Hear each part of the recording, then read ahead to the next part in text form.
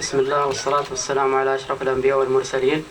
نبارك للوطن ذكرى تأسيسه 86 يوم توحيد هذا الكيان العملاق على يد جلالة الملك عبد العزيز بن عبد الرحمن آل سعود طيب الله ثراه.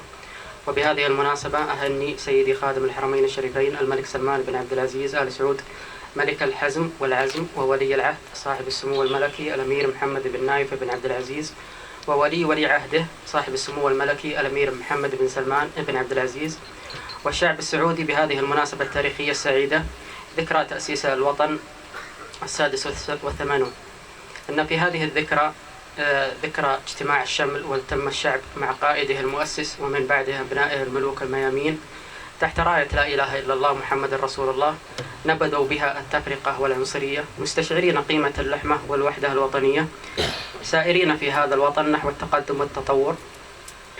إن في هذا اليوم لنا رجال مرابطين على الحدود للذود عن دينهم ووطنهم، نسأل الله لهم النصر القريب، فلهم منا كل تحية وتقدير، داعين الله عز وجل أن يرحم شهداءنا ويسكنهم فسيح جناته، وأن يمن على المصابين بالشفاء العاجل، ونسأل الله العلي القدير أن يديم علينا نعمه، وأن يحفظ بلادنا من كل سوء، وأن يوفق الجميع لما فيه الخير والصلاح. والسلام عليكم ورحمة الله وبركاته.